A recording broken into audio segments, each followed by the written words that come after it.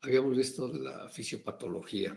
Fisiopatología, digamos, había hablado mucho de los aspectos mecánicos, bioquímicos, los trastornos que hay a nivel tisular, la inflamación, el sangrado que hay ahí en la médula y hasta dónde nos puede llevar a una hipoxia, anoxia y obviamente a una destrucción de la médula.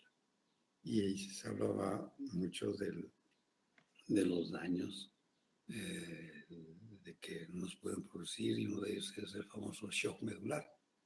Y el shock medular, pues sabemos que puede ser agudo, subagudo, crónico, y que obviamente pues ahí siempre vamos a estar al pendiente de la recuperación con el famoso signo agudo cavernoso.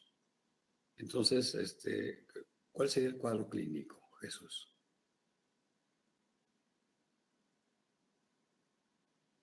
Jesús Gómez.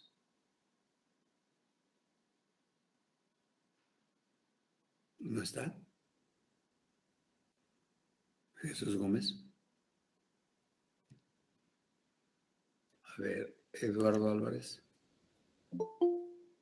Pues yo encontré que el cuadro clínico sería lo que es una pérdida del movimiento, una pérdida o alteración de la sensibilidad. Esto incluye lo que es la incapacidad, bueno, la capacidad más bien de sentir calor, frío y el tacto. Una pérdida del control de los intestinos o de la vejiga, cambios en la función sexual, sensibilidad sexual y fertilidad, actividades de reflejo exagerados o espasmos, una dificultad para respirar, toser, eliminar las secreciones de los pulmones, dificultad para mantener el equilibrio y caminar. ¿A qué nivel sale el nervio frénico? El nervio frénico sale a nivel... No, no lo recuerdo, doctor, eso. Es a nivel C13-4. C13-4. Ok. Sí, entonces si hay una lesión ahí a ese nivel, ese paciente va a tener problemas respiratorios, así de entrada, ¿de acuerdo? Entonces, y obviamente son las lesiones graves de cuadriplegia, ¿verdad? Obviamente, aquí, desde el punto de vista, por eso era importante lo neurológico, porque realmente nos explicamos a qué nivel está la patología. Por ejemplo, hablábamos que a nivel de la cicatriz umbilical, ¿qué raíz corresponde?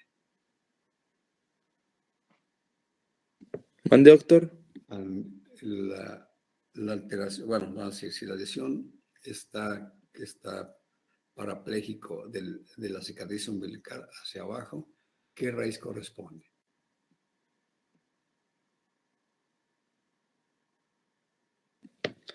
Pues una lesión medular o T10.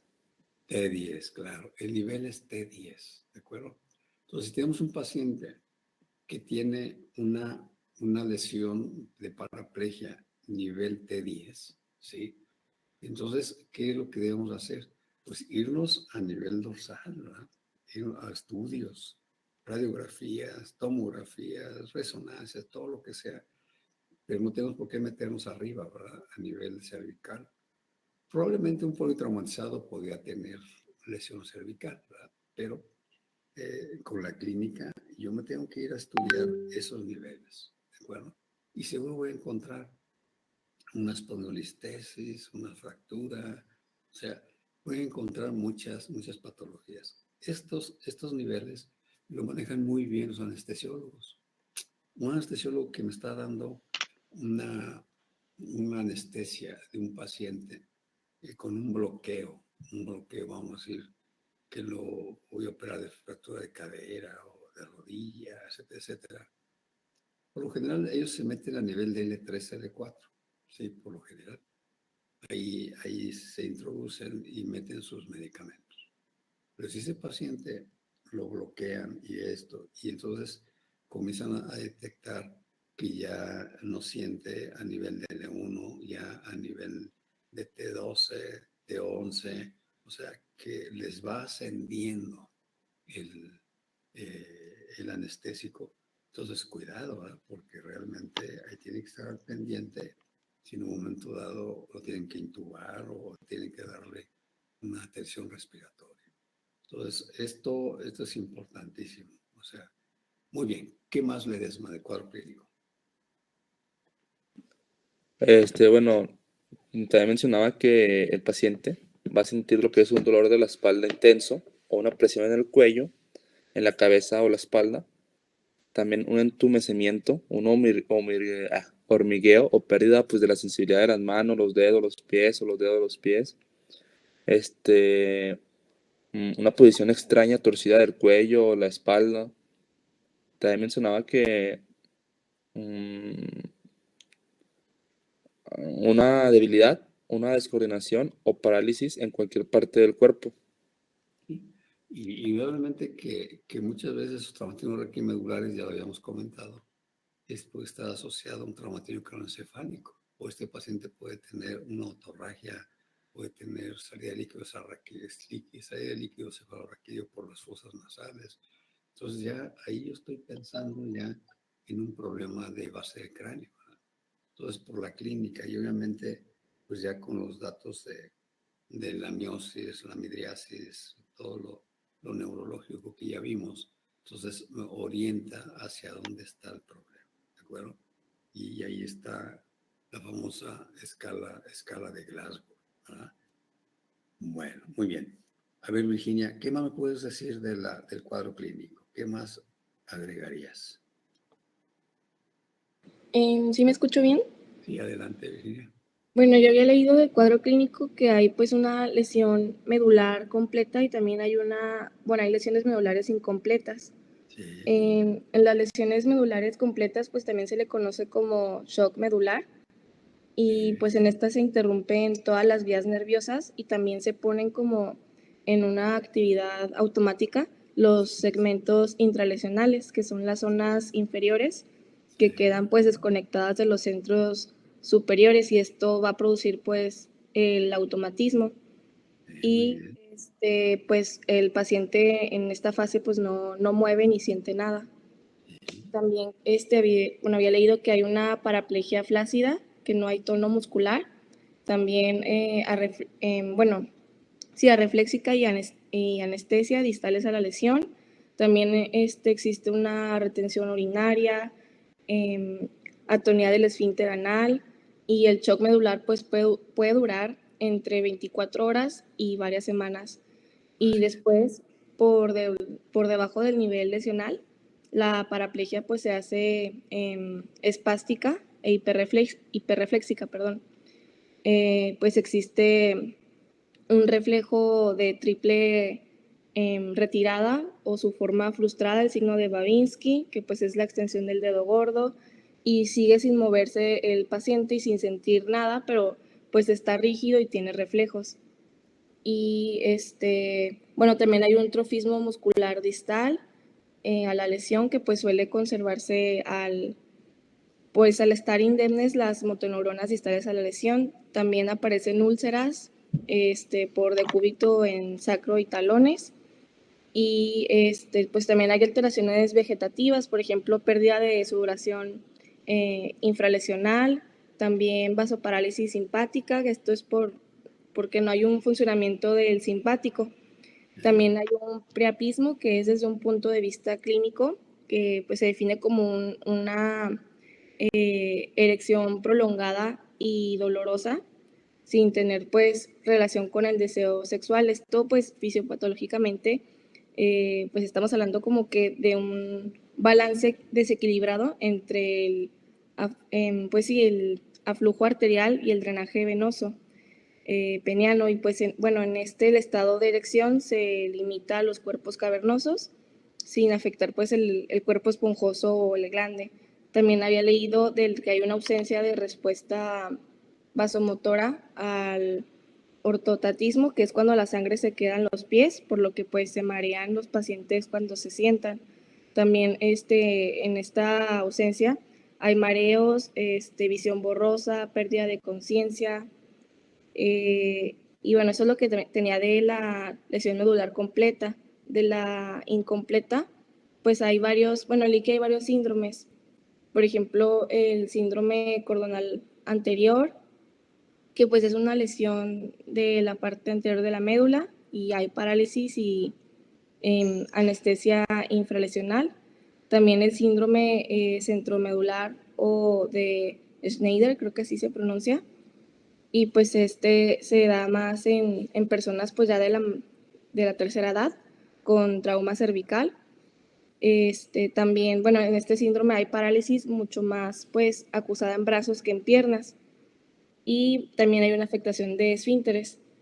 También otro síndrome que hay es el cordonal posterior, que es el contrario al anterior que les acabo de mencionar, que es una pérdida de sensibilidad propioceptiva, pero es muy rara. Y el último síndrome que había leído es el de Brown-Séquard, creo que así se pronuncia. Y Brown-Séquard. Ajá, el Brown-Séquard. Y bueno, hay parálisis Sí. y pérdida de la sensibilidad propioceptiva, también ipsilaterales e infralesionales. Así Y es, pues así es. Muy bien. creo que ya era todo lo que yo había leído, doctor, Muy de bien, esas dos muy bien, lesiones. muy bien, muy bien. Te felicito. Muy bien, Virginia. A ver, vamos a ver, Alvarado. ¿Puedes agregar algo en relación al cuadro clínico? ¿Sí me escucho, doctor? Sí, adelante.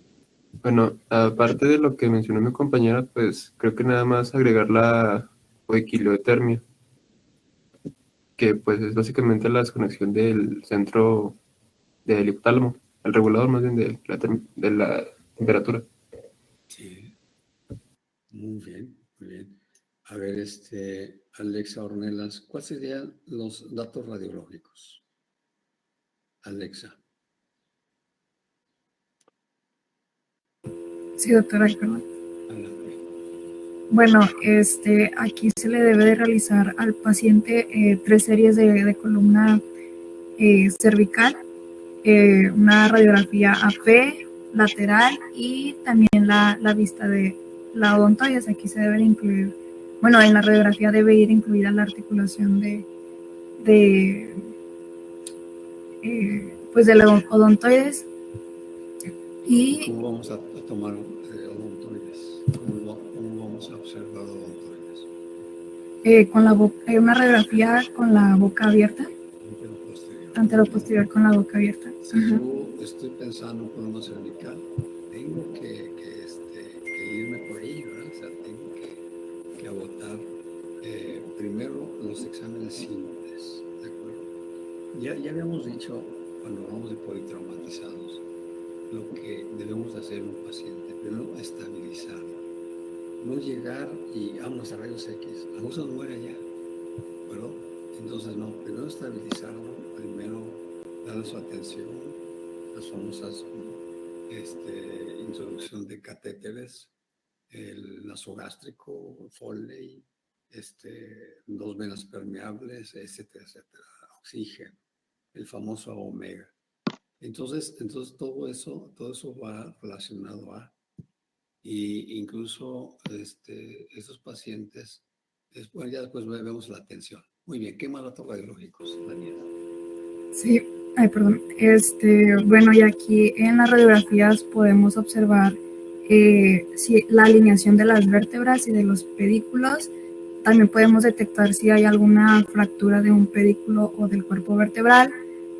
También podemos detectar si hay una compresión a nivel de la médula. También fragmentos óseos en el conducto raquídeo, perdón.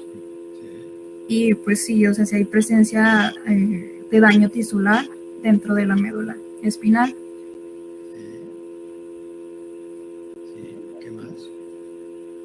También con la radiografía lateral podemos ver el aumento de la distancia entre las apófisis espinosas.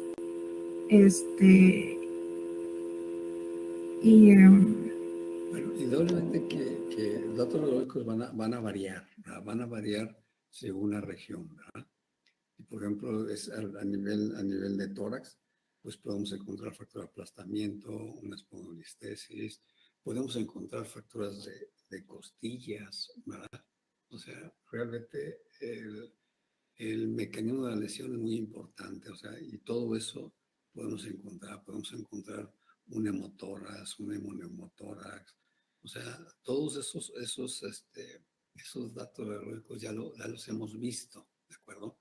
Entonces ahorita todo lo que estamos viendo es un resumen de los temas anteriores. Y por ejemplo, es a nivel lumbar, pues a nivel lumbar también, fractura de aplastamiento, espondilistesis, laterolistesis, lesiones de los pedículos, lesiones a nivel de las caries articulares, lesiones a nivel de las apófisis espinosas.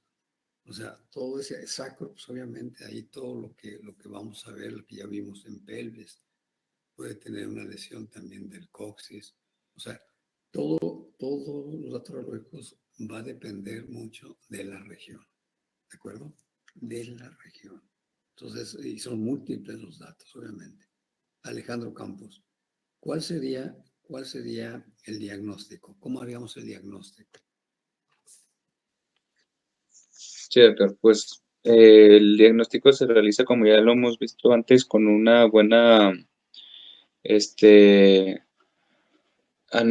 ¿cómo era? Era una historia clínica en base al motivo por el cual el paciente llegó. Si también debemos evaluar todos los datos clínicos que el paciente presente, así como cuál fue el mecanismo de acción que presentó para tener un daño. Pues todo lo que nuestra compañera Virginia nos estuvo diciendo de Sí. los signos. Y vamos a ver, ahí está la expresión neurológica básica, rápida. Muevo las piernas, muevo los brazos, o sea, no nos podemos meter mucho a analizar cosas muy específicas. Aquí, unas cosas que vemos de inmediato, muevo los brazos, muevo las piernas, porque aquí viene una situación de que ya en la práctica, a veces los familiares dicen, no, es que cuando entró mi paciente movía las piernas, y porque ahorita ya no. No, pues realmente depende de la evolución del padecimiento, o al revés, ¿verdad? El paciente llegó parapléjico o cuadripléjico y después de cierto tiempo comenzó a mover las manos, mejoró la movilidad, mejoró la tensión de músculos, mejoró los reflejos, etcétera, etcétera.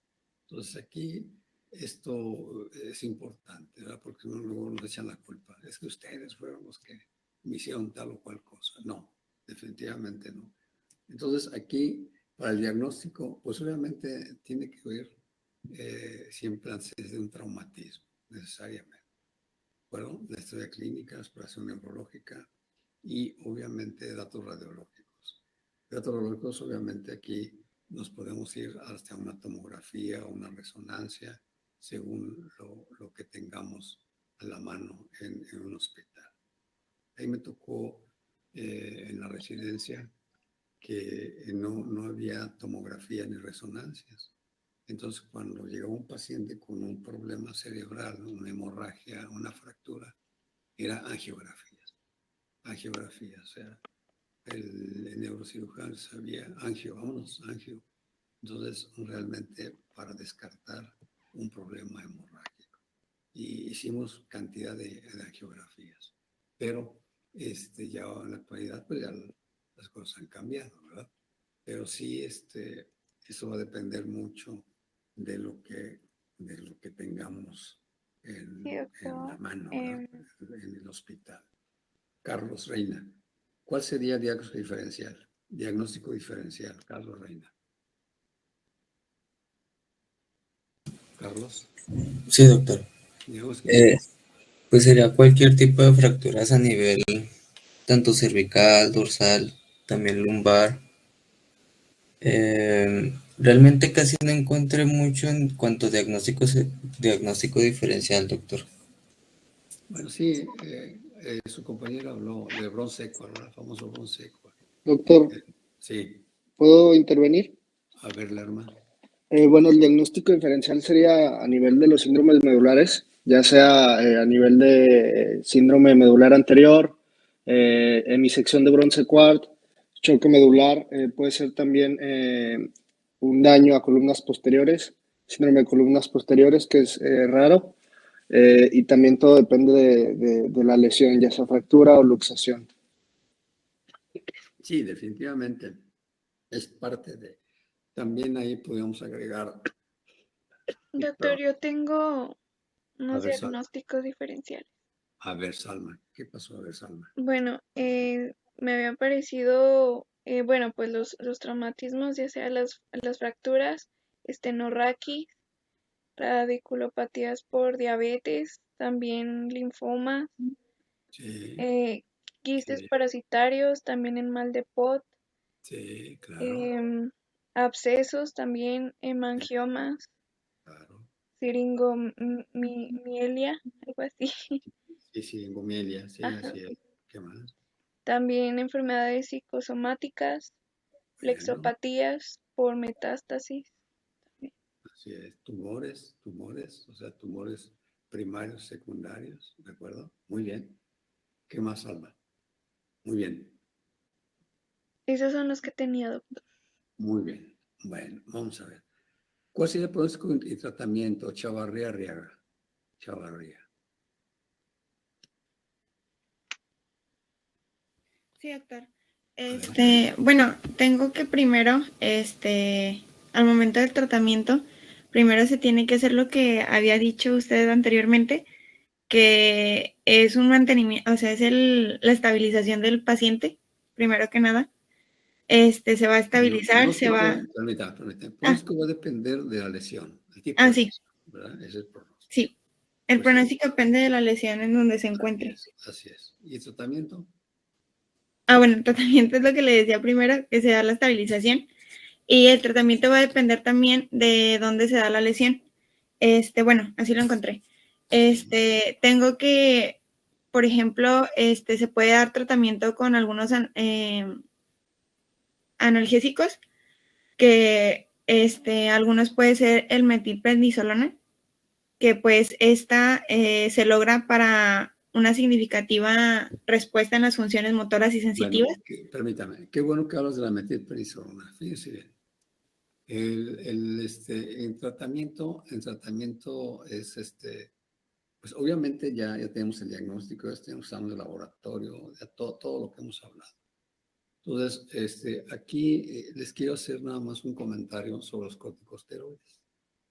Los corticosteroides, si es a nivel central, a nivel de traumatismo craneoencefálico, se usa dexametasona.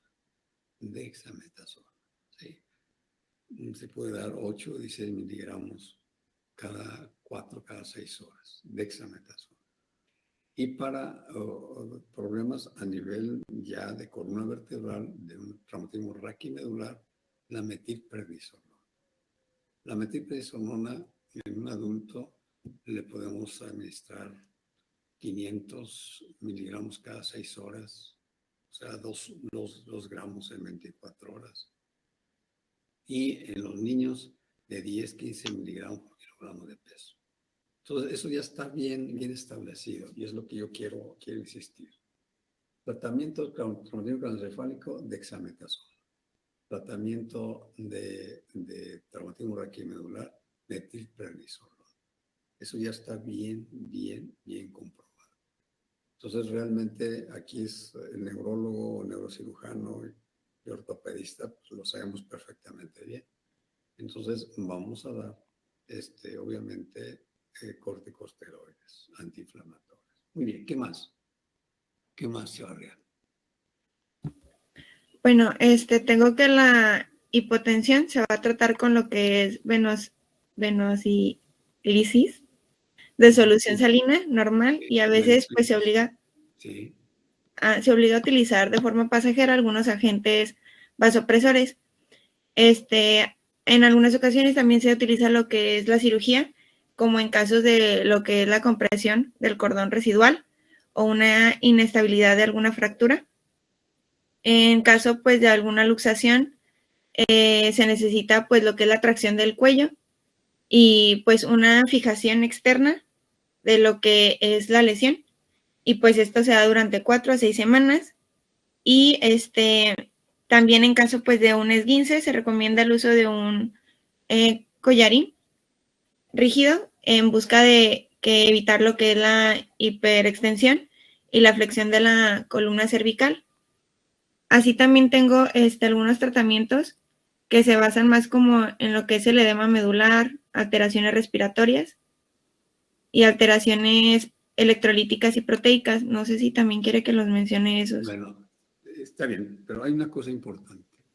Un paciente que tiene un traumatismo raquimedular, lo tenemos que manejar en bloque.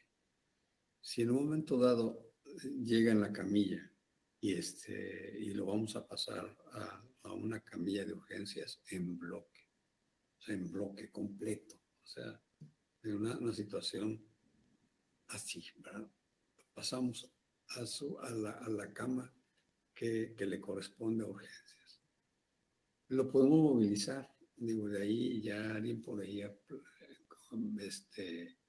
habló sobre las escaras. Las escaras son realmente, no debería de pasar, ¿eh? O sea, porque esto es una atención de enfermería y también médicos, también estamos participando. Esos pacientes debemos estarlos movilizando, ¿de acuerdo? Para evitar esos estadios de úlceras. Y también hay colchones de compresión alterna que son eléctricos, se ponen en la cama y inflan, desinflan y realmente están haciendo una especie de una compresión alterna en todo el tórax, el sacro, las extremidades inferiores, el talón. Y una de las razones por qué se usa es el evitar las escaras. Y cuando se vaya a movilizar en bloque, ¿sí? En bloque completo, ¿sí? Lo vamos a hacia el decúbito lateral izquierdo en bloque, en el decúbito lateral derecho en bloque, ¿de acuerdo? Y le ponemos almohadas hacia atrás y adelante para que quede en esa posición. Entonces, ya esos pacientes, pues estamos hablando de que se está asociado a un estado de conciencia, o si no, a veces por las condiciones en cómo está el paciente, se intuban y se hacen de alguna manera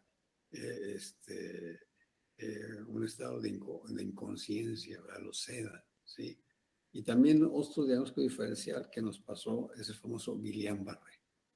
El Guillain-Barré es un padecimiento de tipo viral y que realmente se confunde mucho, por lo menos de lo que he sabido.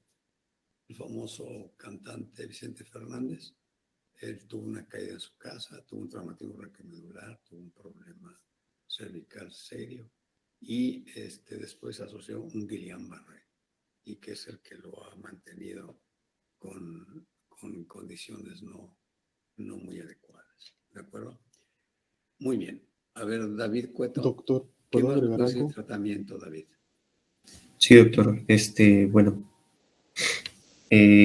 como comentaba mi compañera Cetri, también pues es importante el tratamiento quirúrgico temprano.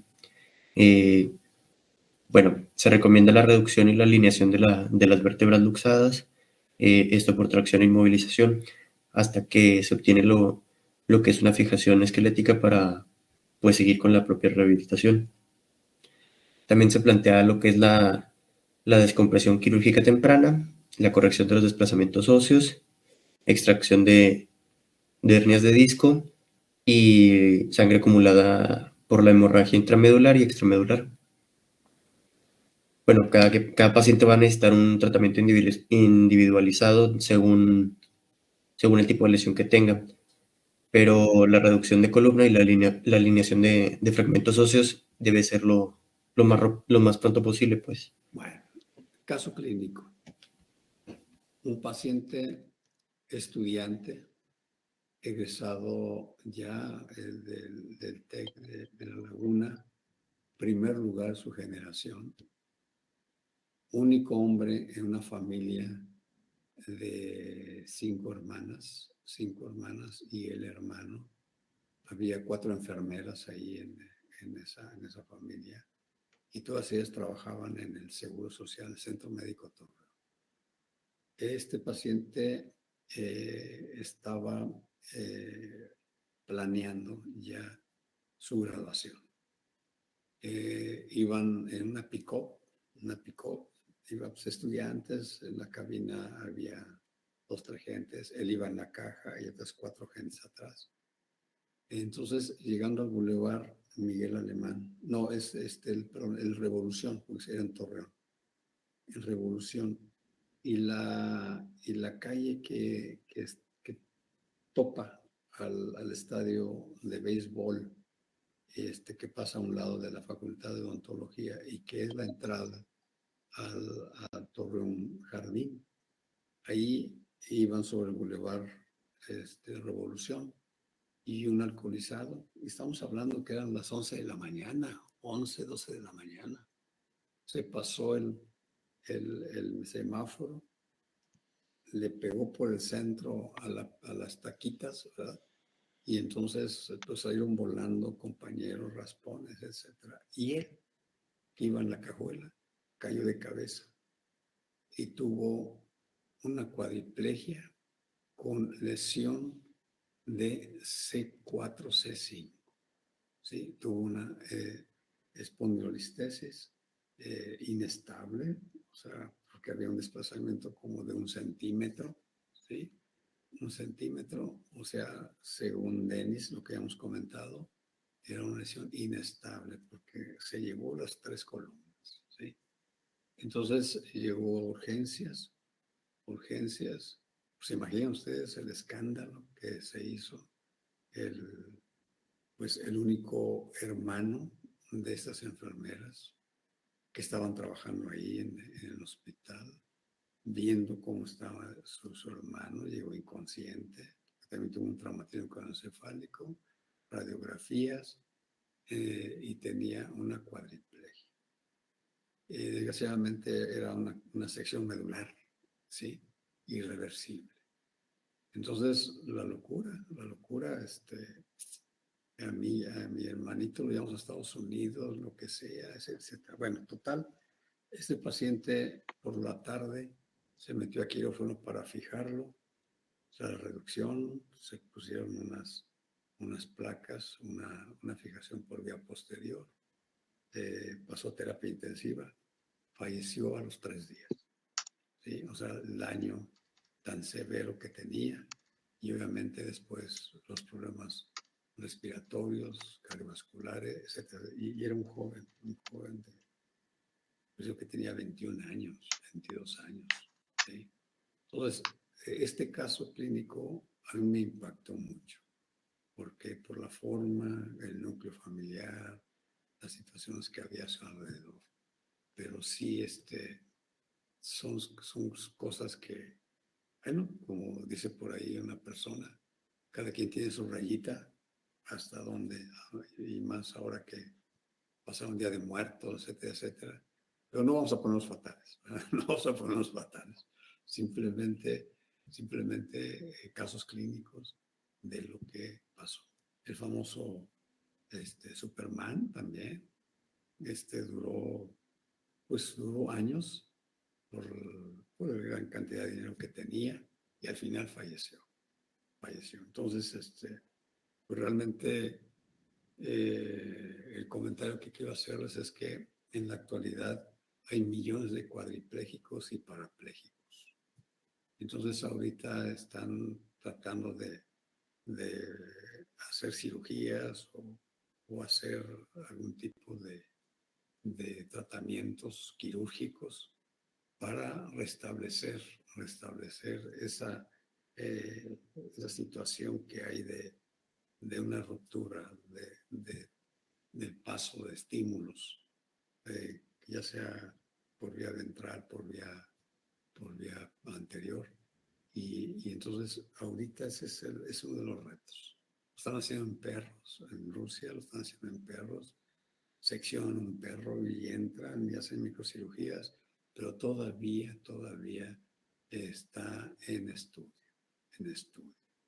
Entonces, pues, ¿qué es lo que están haciendo? Pues lo que están haciendo es mapas ortopédicos, ponen aparatos de extremidades inferiores, superiores, de tipo biónica, los hacen caminar, los brazos, etcétera, etcétera. Entonces, por ahí está la robótica famosa, la robótica que es lo que nos está llevando hacia un futuro, ¿de acuerdo? ¿Qué más tratamiento, Andrea Nava? Doctor, ¿sí me Sí. escucho? Ah, es que pensé que no me escuchaba. Israel. ¿Puedo agregar algo del tratamiento? A ver, Israel. Bueno, primero yo encontré que pues es como un procedimiento, ya que primero se hace la valoración ABCDE, pero pues eso puede incluirse en el diagnóstico.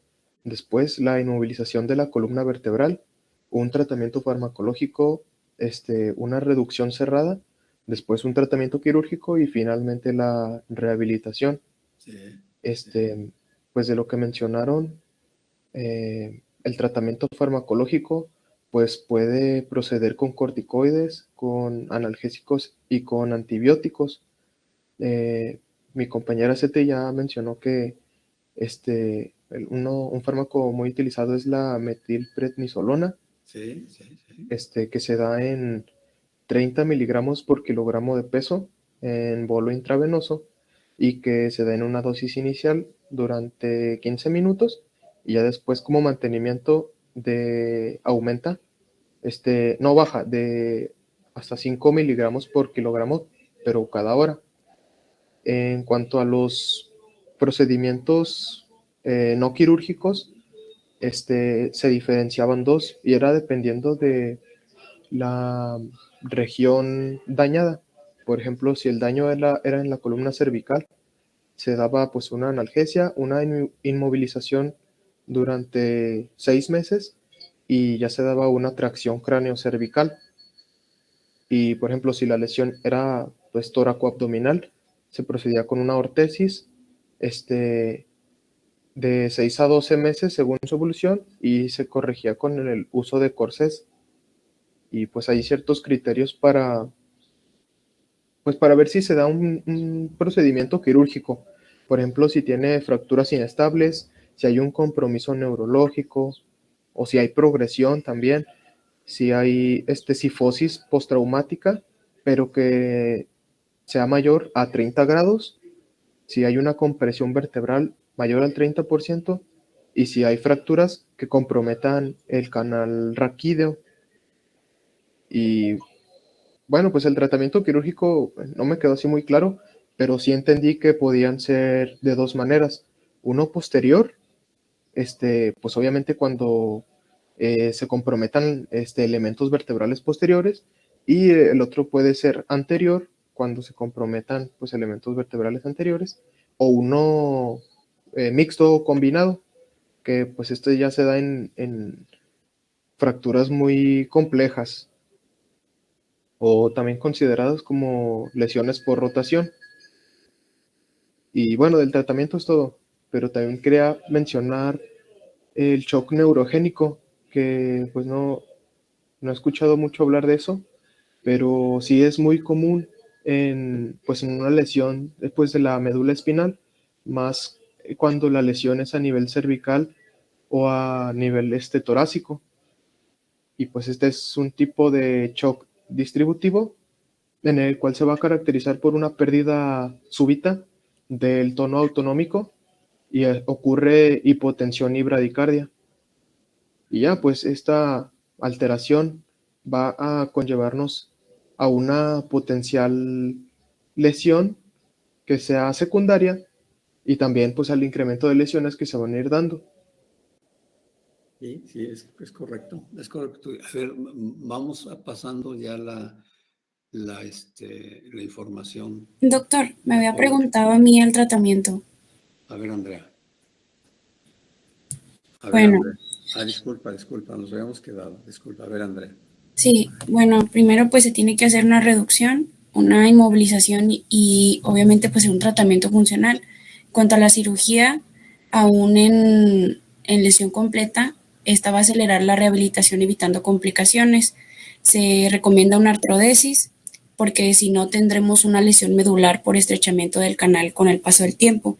Y pues de acuerdo a todas las lesiones o las alteraciones que se hacen en los traumatismos raquimedulares, pues vamos a tener un tratamiento para cada una. Por ejemplo, en edema medular, pues en esta se recomienda la metilprednisolona y esta no se recomienda en trauma abierto ni en lesiones de la cola de caballo porque hay un riesgo de infección. También, por ejemplo, en alteraciones respiratorias se recomiendan, bueno, algunos van a necesitar intubación en el lugar del accidente y a veces pues esta es la causa de muerte por mala praxis. Son casos de intubación complicada, por eso se debe hacer con un fibrobroncoscopio. Bueno, eso También muy bien. Sí, adelante, adelante. sí, cuando se tienen alteraciones electrolíticas y proteicas, pues lo que pasa es que la sección medular produce un aumento del catabolismo, y esto produce también una pérdida de proteínas séricas y un descenso. En relación a todo, un politraumatizado, ¿sí? Hay un catabolismo. Muy bien, ¿qué más? Y un descenso de hematocrito. Y durante los primeros días, la pérdida del control vasoconstrictor produce una disminución del filtrado glomerular y un aumento de edemas. En cuanto a las alteraciones urinarias, pues se procura tener un sondaje vesical y con el tiempo, pues un autosondaje intermitente. En lesiones incompletas, una micción mediante presión manual de la vejiga. Y por último, pues en úlceras de cúbito, pues se debe de procurar tener unos cambios posturales, masajes de las zonas en donde se encuentren y una dieta hiperproteica. Y pues por último, un apoyo psicológico. Sí, indudablemente que aquí una de las cosas es que es un tratamiento multidisciplinario, multidisciplinario. ¿Qué quiere decir? Pues que ahí va a actuar el neurólogo, neurocirujano, el médico internista, el terapista pulmonar, el de rehabilitación, o sea, todos en equipo para un tratamiento de este tipo. Por ahí, yo sé que en México hay un lugar exclusivamente para pacientes con lesiones raquimedulares. Y obviamente, pues, tiene una gran experiencia y todo lo que conlleva a un tratamiento integral a su paciente. Incluso si ese paciente está mucho tiempo inconsciente, pues se tiene que promover una dieta especial endovenosa, ¿sí? O sea, equilibrada, con proteínas, con lípidos, o sea, que el paciente no se nos vaya a ir a una hipoproteinemia, una desnutrición, ¿verdad? O sea, podemos hablar de muchas cosas de traumatismo raquimedulares. Por eso es un tema que es base para los problemas de la columna vertebral. Muy bien. Entonces, trauma raquimedular. Karen, Michelle, Astrid, Laura, Ángel nos están apoyando el día de hoy. ¿La que sigue? Bueno, pues aquí realmente las suturas cervicales son 7, las verticales son 12, las lumbares son 5, o sea, son 5 y el coxis, pues 4, pues están establecidos, ¿verdad? Obviamente. Adelante, vámonos. Bueno, curvaturas primarias, eso ya lo hemos dicho, pero vamos a recordarlo. La columna vertebral no es recta, no es recta. La columna vertebral tiene su lordosis, su sifosis, su lordosis, su sifosis. O sea, esto que ustedes ven es una columna vertebral que es como un resorte, ¿verdad? Un resorte en la cual esas curvaturas nos sirven de protección a un impacto, ¿verdad? Un impacto cervical, o un impacto del coxis que no nos vaya a afectar la base del cráneo, aunque sí hay que ver que un sentón, ya se los había dicho en una de las clases, nos puede originar una fractura del base del cráneo, un simple sentón. Entonces, esa es la clínica y aquí nos está diciendo lo que viene siendo un resorte de la columna vertebral. Vamos, adelante. Bueno, entonces aquí la región cervical, torácica, la región lumbar, o sea, en sentido anteroposterior, pues sabemos que es recta, debe ser recta. Si está desviado, es una escoliosis. Adelante, vámonos. Bueno, aquí ya vemos las partes de una vértebra, ¿sí? Para una vértebra, cuello vertebral, los pedículos, las fosas transversas, la fosa espinosa, la lámina, la fosa articular. O sea, aquí está esquematizado perfectamente bien una vértebra, y eso ya lo dijimos, lo que vamos a ver, una radiografía oblicua del famoso perrito escocés, ¿sí? O de Madame Machel. ¿Aquí? Bueno, aquí tenemos los ligamentos, ligamento amarillo, tenemos el ligamento facetario, ligamento infraespinoso, el ligamento vertebral común anterior, ligamento vertebral común posterior, los discos, el núcleo vertebral, que es por donde salen los nervios, ¿verdad? Las arcades articulares. ¿Aquí? Bueno, aquí tenemos cada una de las características de las vértebras cervicales. Aquí nada más rápidamente tenemos un agujero transverso. Las torácicas, pues sabemos que tienen caídas articulares para las costillas, ¿verdad? Y las lumbares son más robustas, más grandes, de una espina aplanada y un cuerpo muy voluminoso. Bueno, eso ya ustedes ya lo saben. ¿Aquí? Bueno, aquí está el complejo articular, el atlas y el axis, ¿verdad? Ya hemos visto sobre eso. Así nada más rápidamente, el atlas sabemos que tiene dos facetas, que es el que se va a unir arriba con el occipital. Y ahí tenemos el famoso ligamento transverso, que es el que sostiene a la fosa odontoides y es lo que va a evitar problemas de desplazamientos o fracturas. Los ligamentos son importantes porque son los que nos van a dar estabilidad, ¿de acuerdo? Ahí está un axis, la fosa odontoide. ¿La sigue? Bueno, aquí tenemos una médula espinal, ya con sus raíces nerviosas, lo que viene siendo sus axones, las astas anteriores, las astas posteriores, ya dijimos, las posteriores son sensitivas, las posteriores son sensitivas y las anteriores son motoras, ¿verdad?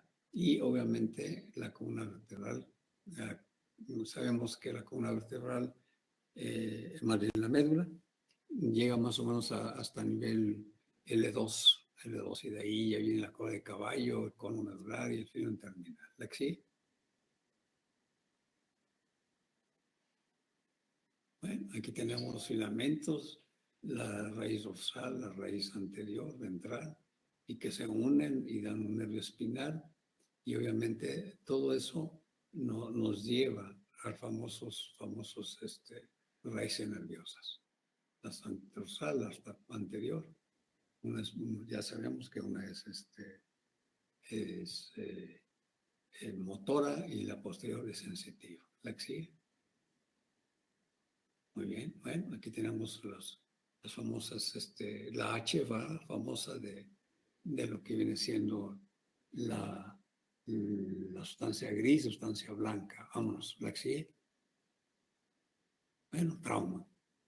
Obviamente tenemos que ver huesos, ligamentos, músculos y cartílagos y estructuras vasculares. O sea, esto es importante. O sea, no podemos ver nada más el hueso y la médula. O sea, también hay otras cosas importantes que son ligamentos, músculos y estructuras vasculares y meningias. Bueno, es parte de la médula. ¿La que sigue? Bueno, de etiología. 20, 30 casos por millón de habitantes, edades de 25 a 35 años. O sea, lo curioso de eso es que los traumas raquimedulares es en edades productivas, accidentes de tránsito, caídas, deportiva de fuego, las deportivas, la columna cervical y la torácica son las más afectadas, pero también la lumbar, la que sigue. Bueno, fisiopatología, si una primaria comprende trauma inicial, mecanismos de hiperflexión, hiperextensión, contracción, flexión lateral. Bueno, aquí tenemos los mecanismos, lo vimos en fracturas de columna, Postura de columna son flexión, extensión, rotación, movimientos de lateralización y también compresión y obviamente tracción, ¿verdad? La tracción es el famoso, la lesión del ahorcado, ¿verdad? Eso ya lo vimos todo eso. ¿La sigue? Bueno, aquí me quedo en lesión, flexión, extensión, que es una escalera, un clavado, ¿verdad? Que nos va a producir una compresión en la región cervical, el que se ahorca, ¿verdad? Se suicida. ¿Sigue? Lesión en la secundaria, inmediata 2 horas, aguda 2 a 48 horas, o aguda 2 a 2 semanas, intermedia 2 a 6 meses, y la crónica de 6 meses en adelante. ¿Sigue? Todo paciente víctima de traumatismo tiene peor estado de conciencia, dolor de cuello, signos sugestivos, se trata con lesión neural hasta que demuestre lo contrario. Aquí tenemos que hacer un comentario. Todo paciente tenemos que demostrar esto, pero además, fíjese, a veces esos pacientes están asociados a alcoholismo, drogadicción. Vamos, ¿sigue? Bueno, manejo hospitalario, prehospitalario, perdón. Entonces, inmovilización cervical, materia de tensión arterial, oxigenación y examen motor. ¿La sigue? Manejo hospitalario, el ABCD, ya lo dijimos, hemodinámico, estudios según sospecha, inmovilización cervical, mantener oxigenación. ¿La sigue? Aquí, bueno, ahí ya la escala de Asia, ya les comentábamos, ¿verdad? Escala de Asia de la Asociación Internacional Injury Spine, ¿sí? Entonces, es lo que yo les decía. Aquí le estamos viendo sobre lo que es la tensión, sobre lo que viene siendo el tono muscular, la sensibilidad y los reflejos. Y se da una acción de lo que viene siendo un puntaje. Y al final sacamos nuestros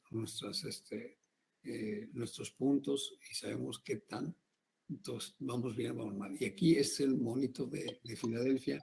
Eso lo usamos para los mapeos. O sea, un paciente con un traumatismo arqueomedular lo puedo estar mapeando cada hora, cada 2 horas, ¿de acuerdo? Para ver su evolución. Vamos. ¿Sí? Bueno, escala de Asia, sensitiva, motora, sensibilidad, la escala de Nales, ya lo vimos, ¿verdad? Sí, anestesio 0, alterado 1, normal 2, no valorable, y el dolor es 2, normal y anormal. Y ya después ahí vamos sacando la suma de todo esto. ¿Así? Bueno, la escala completa.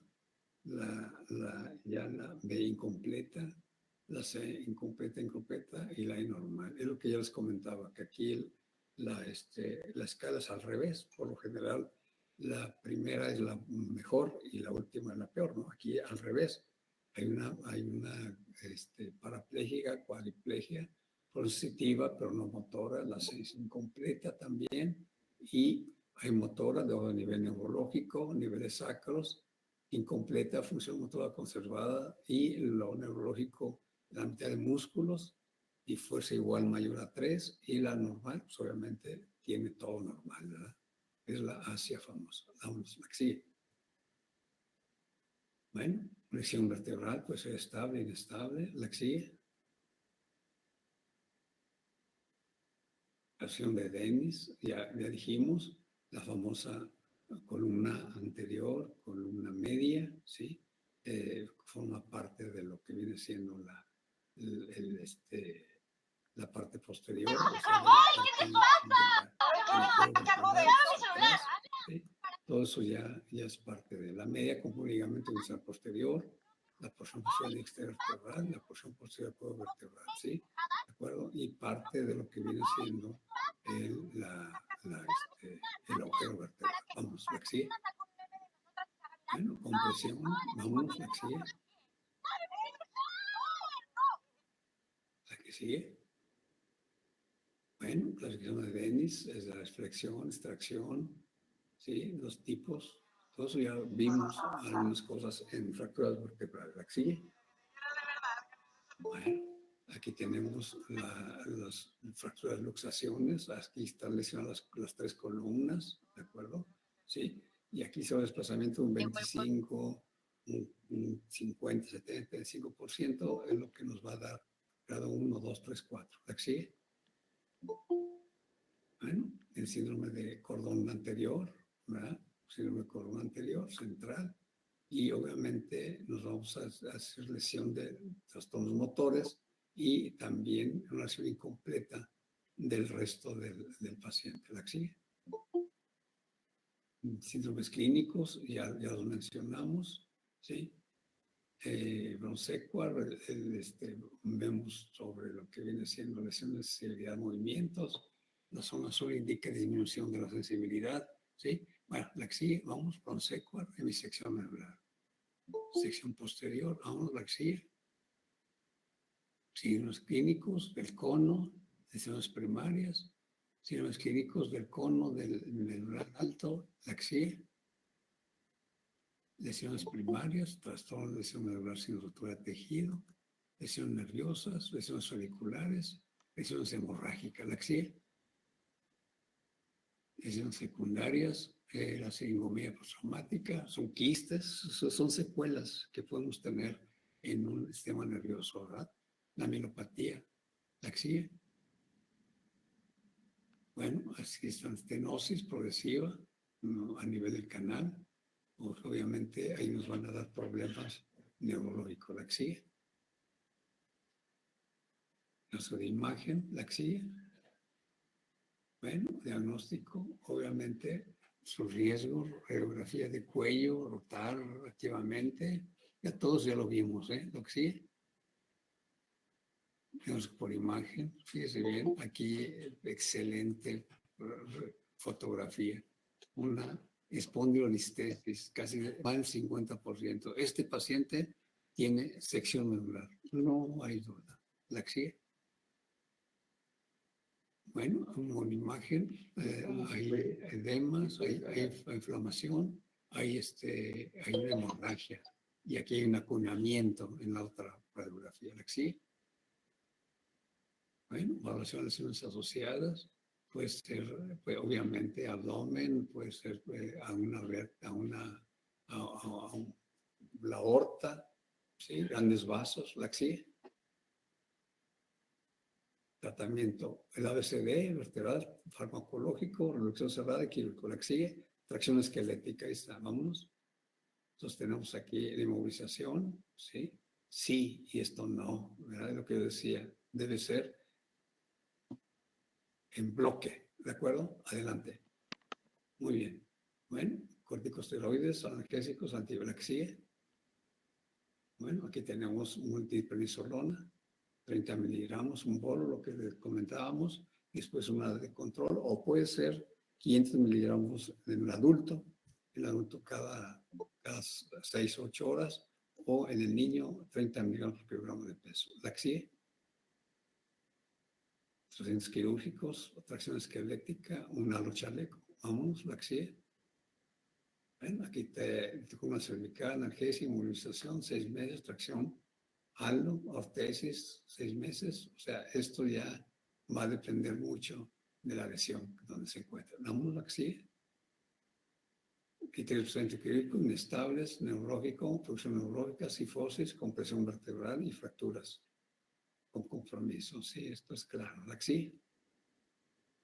Sí, sistema de clasificación para fracturas, manejo de las fracturas toracoabdominales, manejo de fracturas cervicales. ¿La que sigue? Sí, independiente, clasificación, identificar morfología, puntuación, considerar aspectos clínicos. Bueno, aquí ya vamos a ver si hay una lesión facetaria, ya son detalles que son importantes definirlo en el momento. ¿La que sigue? Clasificación de identificar morfología, puntuación y considerar aspectos clínicos. Y obviamente todo, la severidad de distracción, transmisión, si tiene alguna quemadura, tiene disrupción del sistema neurológico, etcétera, etcétera. ¿Sí? Tratamiento quirúrgico por vía anterior es una opción. Sí, la que sigue. Una plaquita. Tratamiento por es una vía posterior y posteriormente un chaleco. Aquí están las barbas. La que sigue. Una opción posterior. O la ampliar puede ser por vía anterior y por vía posterior, según las lesiones que tenga este paciente. La que sigue.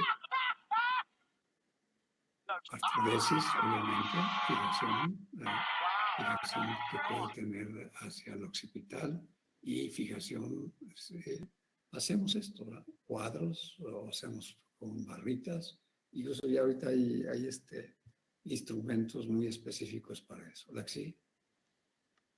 Bueno, osteosíntesis pediculares, o sea, como se hace por vía posterior, incluso se ponen tornillos transpediculares. ¿La que sí?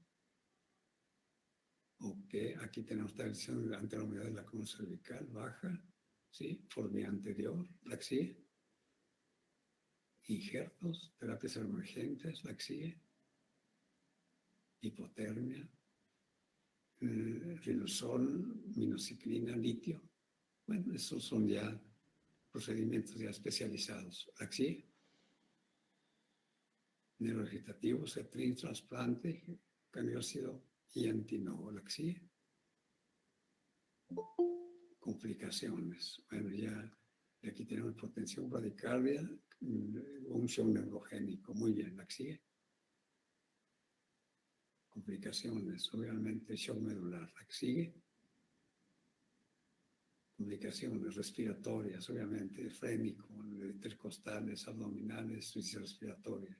La que sigue. Por debajo de T5. Muy bien, excelente, ¿eh? Felicito este apoyo. Es pues incluso este trabajo se puede presentar hasta en un congreso, ¿eh? Porque realmente hablan de todo. Muy bien, un aplauso a este grupo. Muy bien, excelente. Bueno, entonces nos vemos la próxima semana. Sí, cuídense mucho, los bendiga y seguimos con lo que viene siendo traumas obstétricos. Tenemos que ver mucho con el plexo braquial y le van a mandar a sus compañeros, a los jefes de grupo, a mano, lo de viene siendo plexo braquial. ¿Alguna pregunta, comentario? Yo tengo una pregunta, doctor. ¿Sí me escucho bien? Sí. ¿Es posible calcular los años vida para una persona que pues sufrió un traumatismo raquimedular, queda cuadrapléjico? ¿Es posible decir a esta persona, no sé, cuando llegue a los 60 años va a tener falla respiratoria o algo así? ¿Existe un protocolo? Es que no encontré nada de eso. No, tú me estás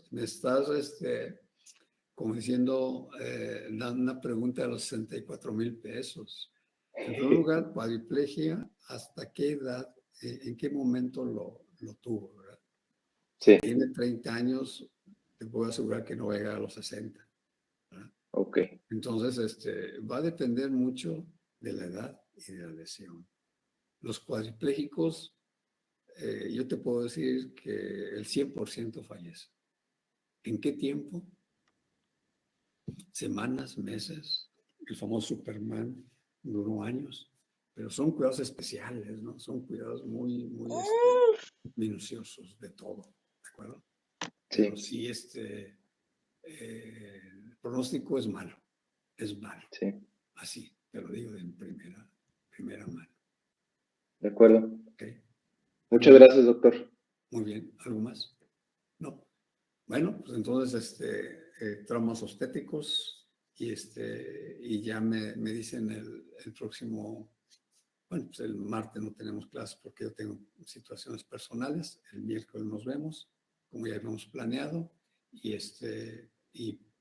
les hago, bueno, ahorita les voy a decir al otro grupo, preparen los temas, porque a lo mejor el viernes presentan temas, ¿de acuerdo?